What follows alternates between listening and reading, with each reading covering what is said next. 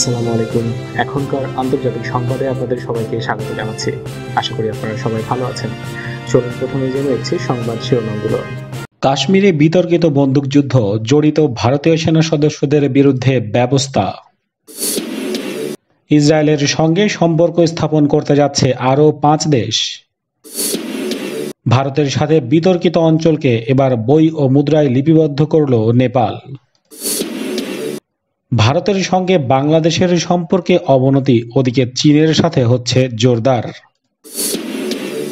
মার্কিন নির্বাচনের আগে নতুন পরমাণু চুক্তি করতে রাশিয়াকে চাপ দিচ্ছে যুক্তরাষ্ট্র।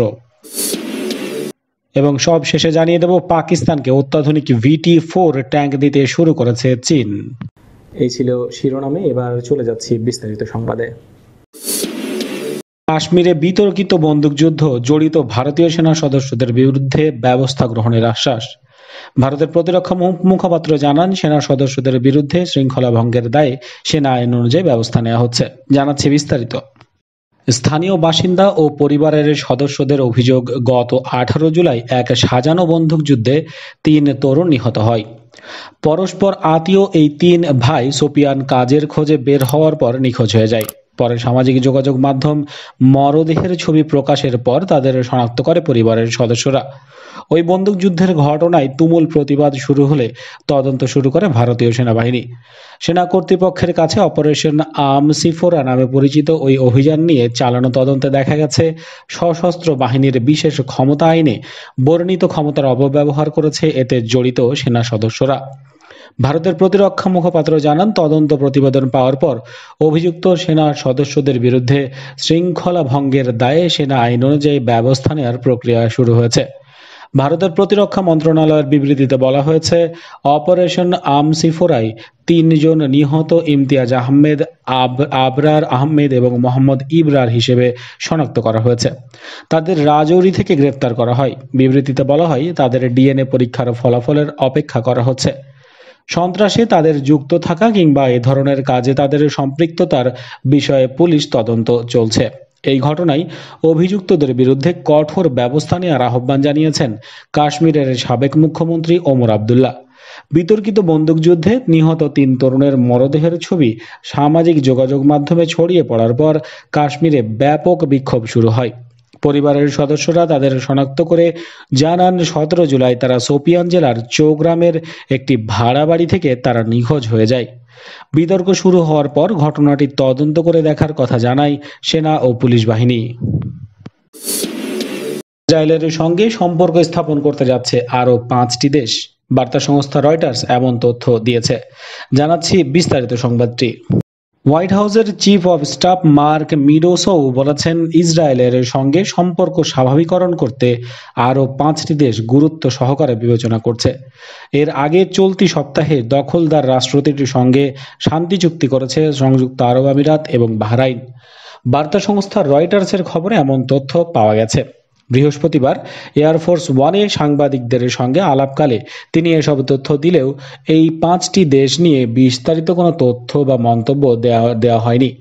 উইসকনসিনে নির্বাচনী প্রচারে যোগ দিতে মার্কিন প্রেসিডেন্ট ডোনাল্ড ট্রাম্পকে বহন করে নিয়ে যাচ্ছিল এয়ারফোর্স ওয়ান। মিডোস বলেন, 3টি দেশই ওই অঞ্চলের, কিন্তু এর বেশি কিছু তিনি বলতে অস্বীকার করেন। আর অনেক দেশ ইসরায়েলের সঙ্গে সম্পর্ক স্বাভাবিক করতে চায় বলে আশাবাদ ব্যক্ত করেন ডোনাল্ড ট্রাম্প। তবে সম্ভাব্য এসব দেশের মধ্যে ওমান একটি। দেশটির রাষ্ট্রদূত মঙ্গলবার হোয়াইট হাউসে ইসরায়েলের সঙ্গে আমিরাতের চুক্তি অনুষ্ঠানে উপস্থিত ছিলেন। সৌদি আরবও অবৈধ রাষ্ট্রটির সঙ্গে সম্পর্ক স্থাপনে অবশেষে রাজি হয়েছে বলে জানিয়েছেন ডোনাল্ড ট্রাম্প, যদিও সৌদি আরবের পক্ষ থেকে এ ধরনের কোনো তথ্য জানানো হয়নি। ভারতের সাথে বিতর্কিত অঞ্চলকে এবার বই এবং মুদ্রায় লিপিবদ্ধ করল নেপাল। নেপালের শিক্ষাগত পাঠ্যক্রম এবং মুদ্রা পরিবর্তন করে সেখানে জায়গাগুলোকে অন্তর্ভুক্ত করা হলো। জানাচ্ছি বিস্তারিত সংবাদটি। ভারত অধিকৃত উত্তরাখণ্ডের পিথোরাগড়ের 3টি অঞ্চলকে নিজস্ব হিসাবে চিহ্নিত করে একটি নতুন রাজনৈতিক মানচিত্র অনুমোদনের 3 মাস পরে এবার নেপাল শিক্ষাগত পাঠ্যক্রম ও মুদ্রা পরিবর্তন করে সেখানেও জায়গাগুলোকে অন্তর্ভুক্ত করল। নেপালের শিক্ষামন্ত্রী গিরিজ মণি পোখরেলের কার্যালয় এই তথ্য নিশ্চিত করে জানিয়েছেন, উচ্চ মাধ্যমিক বিদ্যালয়ের শিক্ষার্থীদের পাঠ্যক্রমে নতুন নেপালের ভূগোল ও আঞ্চলিক সীমানা অন্তর্ভুক্ত করা হয়েছে। ভূমিকাটি লিখেছেন পোখরেল নিজেই। বইটিতে উত্তরাখণ্ডের কালাপানির বিতর্কিত এলাকাটি নেপালের অঞ্চল হিসেবে অন্তর্ভুক্ত করা হয়েছে। একটি সূত্র বলছে, এতে নেপালের ভৌগোলিক আয়তন বলা হয়েছে 1,47,641.28 বর্গ কিলোমিটার, যার মধ্যে 460 বর্গ কিলোমিটার হচ্ছে কালাপানি এলাকা। একই দিন প্রধানমন্ত্রী কেপি শর্মা ওলির নেতৃত্বে নেপাল মন্ত্রিসভাও দেশের কেন্দ্রীয় ব্যাংক নেপালের রাষ্ট্র ব্যাংককে 1 ও 2 টাকার নতুন মুদ্রায় নেপালের নতুন রাজনৈতিক মানচিত্র ছাপানোর অনুমতি দিয়েছে। সূত্র জানিয়েছে, নেপাল সরকারের মুখপাত্র ও পররাষ্ট্রমন্ত্রী প্রদীপ গাওয়ালি তার এই ঘোষণা দিয়েছেন। নতুন মুদ্রাগুলি নেপালের একটি প্রধান উৎসব হিসেবে উদযাপিত দশেরা উপলক্ষে বাজারে ছাড়া হবে। গত বছরের নভেম্বরে ভারতের কেন্দ্রীয় প্রতিরক্ষামন্ত্রী রাজনাথ সিং এর পিথোরাগড়ের মূল লিপুলেখ সড়কের উদ্বোধনের বিরুদ্ধে নেপাল প্রতিবাদ জানিয়েছিল এবং অভিযোগ করেছিল যে এই সড়কটি একটি অংশ নেপালের ভূখণ্ডের মধ্য দিয়ে গেছে। লিম্পিয়াধুরা, লিপুলেখ এবং কালাপানি 3টি ক্ষেত্র নিয়ে বিতর্কের শুরু। পরে নেপালের সংসদ এগুলোকে তাদের ভূমির অংশ হিসেবে অন্তর্ভুক্ত করতে দেশের মানচিত্র আপডেট করার জন্য সংবিধান সংশোধনের পক্ষে সর্বসম্মতভাবে ভোট দিয়েছিল। এরপর থেকেই সরকার ঘোষণা করেছিল যে সমস্ত নথি নতুন মানচিত্রটি ব্যবহার শুরু হবে। সে অনুযায়ী মানচিত্রের পরিচয় সম্পূর্ণ আইনি করতে স্কুলের বই এবং কয়েনগুলোতে এটি অন্তর্ভুক্ত করা হয়েছে। সূত্র জানিয়েছে, নেপাল সরকার দূতাবাসগুলোতে নতুন মানচিত্র জারির প্রক্রিয়া শুরু করেছে এবং সরকারি গেজেটেও তা প্রত্যাবর্তন করা হবে। ভারতের সঙ্গে বাংলাদেশের সম্পর্কের অবনতি ঘটছে, ওদিকে চীনের সাথে হয়ে উঠছে জোরদার সম্পর্ক। জানিয়ে দিচ্ছি বিস্তারিত সংবাদটি। বাংলাদেশের উত্তর পূর্বাঞ্চলীয় শহর সিলেট ভারত সীমান্ত থেকে কম বেশি 50 কিলোমিটার দূরে। এপ্রিলে সিলেট বিমানবন্দরের নতুন একটি টার্মিনাল নির্মাণের $25 কোটি চুক্তির দরপত্রে ভারতে একটি প্রতিষ্ঠান হেরে যায় চীনের একটি প্রতিষ্ঠানের কাছে। জুনে বাংলাদেশ থেকে রপ্তানিতব্য পণ্যের 97% উপর শুল্ক ছাড়ের ঘোষণা দেয় চীন। তিস্তা নদীর পানি বন্টন নিয়ে ভারতের সঙ্গে 1 দশক ধরে চলা দর কষাকষিতে ত্যক্ত বিরক্ত বাংলাদেশ এই মাসেই ওই নদীর পানি ব্যবস্থাপনার জন্য চীনের কাছে $100 কোটি চেয়েছে। স্বাধীন রাষ্ট্র হিসেবে বাংলাদেশের অভ্যুদয় ঘটে ও অংশত ভারতের কারণে। 1971 সালে তৎকালীন পূর্ব পাকিস্তান সামরিক বাহিনীর সাথে লড়াইরত মুক্তিবাহিনীদের পক্ষে হস্তক্ষেপ করে ভারতীয় সেনাবাহিনী। এরপর থেকেই দুই দেশের মধ্যে সম্পর্ক ঘনিষ্ঠই ছিল। তবে অনেক বাংলাদেশী ভারতকে অহংকারী মিত্র হিসেবে দেখে। একে বাংলাদেশি সাংবাদিক বলেন, তারা বিশ্বাসই করে না যে আমরা স্বাধীন, তারা সবকিছুতেই হস্তক্ষেপ করে। তারা মনে করে আমাদের আমলারা তাদের জন্য কাজ করে। বর্তমান ভারত সরকারের বিভিন্ন মুসলিম বিরোধী নীতিও বাংলাদেশে এই মনোভাবকে উস্কে দিয়েছে। বাংলাদেশের জনসংখ্যার 90% মুসলিম। অন্যদিকে চীন বাংলাদেশে সাম্প্রতিককালে 7টি মৈত্রী সেতু স্থাপন করেছে। 2018 সালে ভারতকে টপকে চীন হয়ে ওঠে বাংলাদেশের বৈদেশিক বিনিয়োগের সবচেয়ে বড় উৎস। দেশটি বাংলাদেশের সবচেয়ে বড় বাণিজ্যিক অংশীদারও। 2016 সালে বাংলাদেশের এক রাষ্ট্রীয় সফরে চীনের প্রেসিডেন্ট শি জিনপিং 27টি অবকাঠামো প্রকল্পে $2000 কোটি বেশি ব্যয় করার প্রতিশ্রুতি দেন।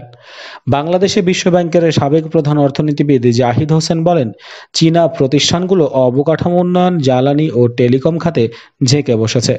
ইলিয়ন স্টেট বিশ্ববিদ্যালয়ের অধ্যাপক আলী রিয়াজ বলেন, চীনের পকেট যে শুধু গভীর তাই নয়, বেশিরভাগ পশ্চিমা দেশের তুলনায় চীনের দ্বিধাদ্বন্দ্ব অনেক কম। ভারতের প্রধানমন্ত্রী নরেন্দ্র মোদী মার্চে বাংলাদেশ সফরে আসার কথা ছিল। অবশ্য করোনা ভাইরাস ওই সফরকে ভেস্তে দেয়।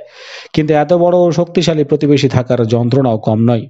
রিয়াজ বলেছিলেন, ভারতের নীতি নির্ধারকগণ ও সংবাদ মাধ্যম সার্বক্ষণিক বাংলাদেশকে মনে করিয়ে দেয় যে বাংলাদেশ অনেক ছোট এবং দেশটির গুরুত্ব অত বেশি নয়, কিন্তু চীন সেটা করে না।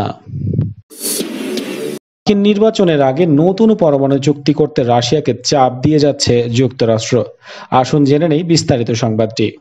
নভেম্বরে অনুষ্ঠেয় মার্কিন প্রেসিডেন্ট নির্বাচনের আগে নতুন করে পরমাণু চুক্তি করতে রাশিয়াকে চাপ দিচ্ছে যুক্তরাষ্ট্র। ট্রাম্প প্রশাসন রাশিয়াকে হুমকি দিয়েছে, তারা যদি আরও শক্ত ভেরিফিকেশন ব্যবস্থাপনা সহ নতুন চুক্তির বৈঠকে বসতে রাজি না হয়, তবে যুক্তরাষ্ট্র বিরাজমান চুক্তির খরচ বাড়াবে। বেশ অনেক দিন ধরেই দুই দেশ নতুন পরমাণু চুক্তির চেষ্টা করেও সফল হয়নি। 5 বছর ধরে যুক্তরাষ্ট্র বলে আসছে, রাশিয়া নতুন শর্তে রাজি হলেই কেবল এই চুক্তি হতে পারে। ট্রাম্প প্রশাসনের পরমাণু নেগোসিয়েটর মার্শাল বেলিংসলিয়া সিএনএনকে বলেন, তারা নভেম্বরের পর যদি সিদ্ধান্ত নিতে চায়, এজন্য তাদের চরম মূল্য শোধ করতে হবে। ট্রাম্পের উপদেষ্টারা তাকে জানিয়ে দিয়েছেন, নির্বাচনের আগে এরকম একটা চুক্তি করা গেলে প্রেসিডেন্ট নির্বাচনে এর কিছুটা হলেও ইতিবাচক প্রভাব পড়তে পারে। রাশিয়া এই চুক্তির ব্যাপারে সব সময় আগ্রহ দেখিয়েছে, এবার এর সুযোগ নিতে বদ্ধপরিকর আমেরিকা। পাকিস্তানকে অত্যাধুনিক VT-4 ট্যাঙ্ক দিতে শুরু করেছে চীন। অত্যাধুনিক এই ট্যাঙ্কগুলোতে এক্সপ্লোসিভ রিঅ্যাক্টিভ আর্মার ERA সংযুক্ত রয়েছে। জানাচ্ছি বিস্তারিত সংবাদটি। পাকিস্তানের কাছে চীন নতুন VT-4 মেইন ব্যাটল ট্যাঙ্ক সরবরাহ শুরু করেছে বলে জানা গেছে। চীনের নর্থ ইন্ডাস্ট্রিজ গ্রুপ কর্পোরেশন এই ট্যাঙ্ক তৈরি করছে। অত্যাধুনিক এই ট্যাঙ্কগুলোতে এক্সপ্লোসিভ রিঅ্যাক্টিভ আর্মার ERA সংযুক্ত রয়েছে। VT-4 মেইন ব্যাটল ট্যাঙ্কটি MBT-3000 নামেও পরিচিত। চীনা তৃতীয় প্রজন্মের এই ট্যাঙ্কটি তৈরি করেছে নারিনকো। 100টি নতুন MBT কেনার পরিকল্পনা অংশ হিসেবে VT-4 ট্যাঙ্কে বাছাই করে পাকিস্তান সেনাবাহিনী। আল খালিদ ট্যাঙ্কের আপগ্রেডেড সংস্করণ এটি। টাইপ 92 ট্যাঙ্ক পরিবারের মডেল অনুসরণে তৈরি এই ট্যাঙ্কে টাইম 99A মডেলের প্রযুক্তি ব্যবহার করা হয়েছে, যেটা এই মুহূর্তে পিপলস লিবারেশন আর্মি ব্যবহার করছে। VT-4 ট্যাঙ্কে 125 মিলিমিটারের স্থুত বোর কামান রয়েছে এবং এগুলো APF-SDS এবং HSEH, HEAT এবং HE গোলা ও গাইডেড মিসাইল নিক্ষেপ করতে পারে। এছাড়া এতে 12.7 মিলিমিটারের ভারী মেশিন গানও রয়েছে। এর ফায়ার কন্ট্রোল সিস্টেমের হান্টার কিলার ক্ষমতা, laser range finder, panoramic sight এবং তৃতীয় প্রজন্মের থার্মাল ইমেজিং সিস্টেম রয়েছে। 52 টন ওজনের VT-4 ট্যাঙ্কটিতে রয়েছে টার্বোচার্জ ইলেকট্রনিক নিয়ন্ত্রিত 1300 HP ডিজেল ইঞ্জিন, যেটার তাপ নিয়ন্ত্রণ হয় পানি দিয়ে। এতে হাইড্রোলিক শক অবজারভার রয়েছে এবং প্রত্যেক পাশে 6টি বড় ডাবল রাবারের টায়ারের চাকা রয়েছে। MBT-3000 এর অপারেশনাল রেঞ্জ বাড়ানোর জন্য এতে 2টো অতিরিক্ত ডিজেল জ্বালানির ড্রাম ব্যবহার করা যাবে। এতে ট্যাঙ্ক সর্বোচ্চ সড়কে ঘন্টায় 70 কিলোমিটার গতিতে ছুটতে পারে, আর ক্রুজিং রেঞ্জ সর্বোচ্চ 500 কিলোমিটার পর্যন্ত হয়ে যেতে পারে। এই ছিল এতক্ষণ সংবাদে। আশা করি আপনাদের ভালো লেগেছে। চ্যানেলে সাবস্ক্রাইব করে বেল আইকনে ক্লিক করুন নিয়মিত আপডেট পাওয়ার জন্য, এবং ভিডিওটিতে লাইক করতে ভুলবেন না, কমেন্ট করতে ভুলবেন না, এবং অবশ্যই ভিডিওটি আপনাদের বন্ধুদের সাথে শেয়ার করুন। দেখা হচ্ছে পরবর্তী সংবাদে। ততক্ষণ পর্যন্ত ভালো থাকুন। আল্লাহ হাফেজ।